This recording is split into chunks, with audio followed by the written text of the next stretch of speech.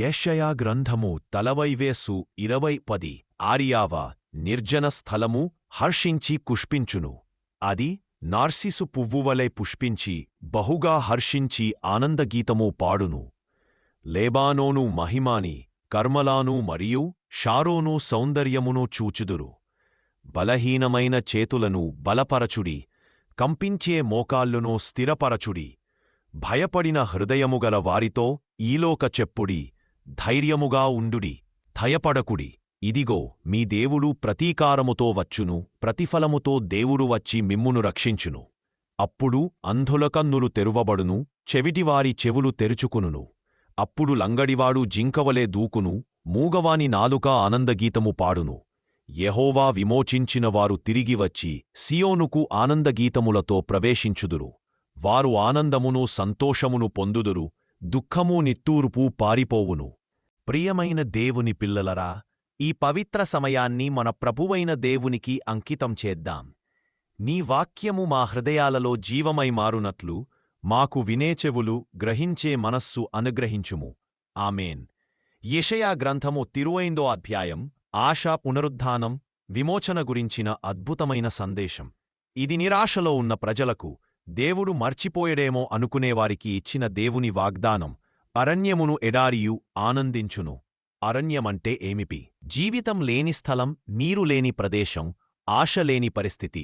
మన జీవితంలో కూడా బాధలు, వ్యాధులు, ఆర్థిక కష్టాలు, కుటుంబ సమస్యలు అరణ్యంలా అనిపిస్తాయి. కాని దేవుడు అంటున్నాడు, నేను అక్కడే పువ్వులు వికసింపజేస్తాను. నీ జీవితంలో ఏ ప్రాంతం ఎడారిలా ఉంది? అది దేవుని చేతుల్లో ఉందా? బలహీనమైన చేతులను బలపరచుడి. ఈ మాటలు భయపడుతున్నవారికి, అలసిపోయినవారికి, ఓడిపోయినట్లుగా అనిపిస్తున్నవారికి దేవుడు చెప్పేది ఒక్కటే: భయపడకు, నేను వచ్చుచున్నాను. దేవుడు దూరంగా లేడు, ఆలస్యం చేయడం లేదు. ఆయన వచ్చుచున్నాడు రక్షించుటకు.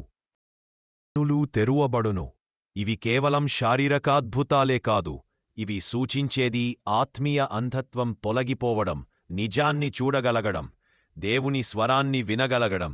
లంగడివాడు దూకడమంటే నిలిచిపోయిన జీవితం మళ్లీ ముందుకు సాగడం. నేను నిజంగా దేవుని పనిని చూడగలుగుతున్నానా, లేదా కేవలం సమస్యలనే చూస్తున్నానా? యెహోవా విమోచించినవారు తిరిగి వచ్చుదురు. ఇది తుది వాగ్దానం. దుఃఖం పారిపోతుంది, నిట్టూర్పు ముగుస్తుంది, నిత్యానందం ప్రారంభమవుతుంది. దేవుడు మనలను కేవలం రక్షించడానికే కాదు, ఆనందంలో నడిపించడానికి పిలుస్తున్నాడు. ఈరోజు దేవుని వాక్యము మనకు చెప్పేది: నీ పరిస్థితి ఎడారిలా ఉన్నా దేవుడు పనిచేస్తున్నాడు. నీ బలహీనతలోనే దేవుని శక్తి కనిపిస్తుంది. నీ కథ ఆనందంతో ముగుస్తుంది. దేవుని చేతుల్లో. మా జీవితాల ఎడారులను పుష్పింపజేయుము. మా భయాలను తొలగించి నీ ఆనందంతో మమ్లి నింపుము. యేసు నామమున ప్రార్థిస్తున్నాము. ఆమేన్. కీర్తనల గ్రంథము. యెహోవా అణచివేయబడిన వారికి న్యాయం చెయ్యుచున్నాడు, ఆకలిగొన్నవారికి ఆహారము ఇస్తున్నాడు. యెహోవా బందీలను విడుదల చేయుచున్నాడు. యెహోవా అంధులకు చూపును కలిగించుచున్నాడు.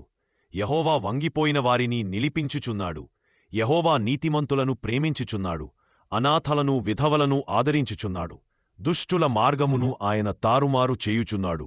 యెహోవా నిత్యము రాజ్యము చేయుచున్నాడు. సియోను, నీ దేవుడైన యెహోవా తరతరముల వరకు రాజ్యము చేయును. హల్లెలూయా.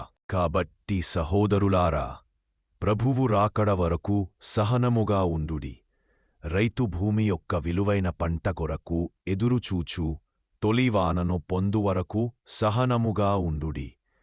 మీరు కూడా సహనముగా ఉండుడి. మీ హృదయాలను స్థిరపరచుడి. ఎందుక్ ప్రభువు రాకడ సమీపమయ్యున్నది. న్యాయాధిపతి ద్వారమున ఎదుడ నిలుచున్నాడు. సహోదరులారా, బాధలను అనుభవించుటలోనూ సహనముగా ఉండుటలోనూ ప్రభువు నామమున మాటలాడిన ప్రవక్తలను మీకు మాదిరిగా తీసుకొనుడి. సహనంలో నిలబడండి. ప్రభువు సమీపంలో ఉన్నాడు. ప్రియమైన దేవుని పిల్లలారా, ఈ పవిత్ర వాక్యాన్ని మన హృదయాల్లో నాటేలా ప్రభువును ప్రార్థిద్దాం. ప్రభువా, నీ వాక్యముతో మమ్మల్ని బలపరచుము. యేసు నామమును ప్రార్థిస్తున్నాము. ఆమేన్. యాకోబు గ్రంథము ఒక ప్రాయోగిక క్రైస్తవ జీవితం నేర్పే పుస్తకం. యాకోబు సహనం, ఆశ, ప్రభువు రాకడ గురించి మనకు గుర్తుచేస్తున్నాడు. ఇది బాధలో ఉన్న సంఘానికి ఇచ్చిన సందేశం. ప్రభువు రాకడ వరకు సహనముగా ఉండుడి. సహనమంటే ఏమిటి? నిశ్చలంగా కూర్చోవడం కాదు, నిరుత్సాహపడిపోవడం కాదు, దేవునిపై నమ్మకంతో ఎదురుచూడడం. యాకోబు రైతు ఉదాహరణ ఇస్తాడు. రైతు విత్తనం వేసిన వెంటనే ఫలితం కోరడు. అతడు వానకోసం ఎదురుచూస్తాడు. కాలానికి కాలం పనిచేస్తాడు. ఆశను వదలడు. మన జీవితంలో మనం వెంటనే ఫలితాలు కోరుకుంటున్నామా, లేదా దేవుని సమయాన్ని నమ్ముతున్నామా? రైతు తొలివాన మరియు చివరివాన కోసం ఎదురుచూస్తాడు. తొలివాన ఈక్వల్ ప్రారంభ దీవెన, చివరివాన ఈక్వల్ సంపూర్ణ ఫలితం. మన జీవితంలో కూడా దేవుడు ఒక్కసారిగా అన్నీ ఇవ్వడు. ఆయన మనల్ని ఆశలో, విశ్వాసంలో పెంచుతాడు. దేవుని ఆలస్యం నిరాకరణ కాదు. ఇది సిద్ధపరచే సమయం. మీ హృదయాలను స్థిరపరచుడి. విశ్వాసం మాటల వల్ల కూలిపోని నమ్మకం. ఎందుకంటే ప్రభువు రాకడ సమీపమయ్యున్నది.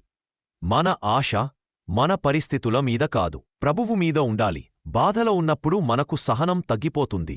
అప్పుడు మనం ఇతరులపై అసహనం విమర్శం, గగ్గోలు. యాకోబు హెచ్చరిస్తున్నాడు, తీర్పునకు గురికాకుండా జాగ్రత్తపడుడి. నా బాధలో నేను ఇతరులను గాయపరుస్తున్నానా, లేదా దేవుని దయ చూపిస్తున్నానా? యాకోబు ప్రవక్తలను మనకు మాదిరిగా చూపిస్తున్నాడు. ప్రవక్తలు బాధపడ్డారు, తిరస్కరించబడ్డారు. అయినా దేవుని వాక్యాన్ని వదల్లేదు. సహనం అంటే బాధలోనూ దేవుని మార్గంలో నిలబడటం. మనకు నేర్పేది సహనం. క్రైస్తవుడి శక్తి. ఎదురుచూసే కాలం వృథా కాదు, ప్రభువు దగ్గరలో ఉన్నాడు. ఆశ విడువకు. ప్రభువా, ఎదురుచూసే సహనాన్ని మాకు దయచేయుము. మా హృదయాలను స్థిరపరచుము. నీ రాకడపై ఆశతో జీవించగలుగునట్లు సహాయపడుము. యేసునామమున ప్రార్థిస్తున్నాము, ఆమెన్. ప్రభువు ఆత్మ నా మీద ఉన్నది. ఆయన నన్ను పేదలకు సువార్త ప్రకటించుటకు అభిషేకించెను. యోహాను కారాగారములో ఉండగా క్రీస్తు చేసిన కార్యములను విని తన శిష్యులచేత ఆయనను అడుగుటకు పంపెను. రాబోయేవాడు నీవేనా, లేక మేము మరొకరిని ఎదురుచూడాలా? యేసు వారితో చెప్పెను, మీరు వినిచూచిన సంగతులను యోహానుకు వెళ్ళి చెప్పుడి. అంధులు చూచుచున్నారు, లంగడివారు నడుచుచున్నారు, కుష్ఠురోగులు శుద్ధి పొందుచున్నారు, చెవిటివారు వినుచున్నారు, మృతులు లేపబడుచున్నారు, పేదలకు సువార్త ప్రకటించబడుచున్నది. నన్ను గూర్చి సందేహపడనివాడు ధన్యుడు. వారు వెళ్ళిన తరువాత యేసు యోహాను గూర్చి జనసమూహముతో మాటలాడి ఇలా చెప్పెను, మీరు అరణ్యములో చూడుటకు ఏమీ వెలికిరి? గాలికి ఊగే గొంగడి మొక్కనా? మరి ఏమీ చూడుటకు వెళ్ళితిరి? మృదువైన వస్త్రములు ధరించిన మనుష్యుడా? ఇదిగో, మృదువైన వస్త్రములు ధరించువారు రాజభవనములలో ఉండదురు. అయితే మీరు ఏమీ చూడుటకు వెళ్ళితిరి? ప్రవక్తనా? అవును, ప్రవక్త కన్నా గొప్పవాడని మీతో చెప్పుచున్నాను. ఇతడే ఎవరిని గూర్చి వ్రాయబడెనో, ఇదిగో, నీ ముక్కమునకు ముందుగా నా దూతను పంపుచున్నాను. అతడు నీకు మార్గమును సిద్ధపరచును.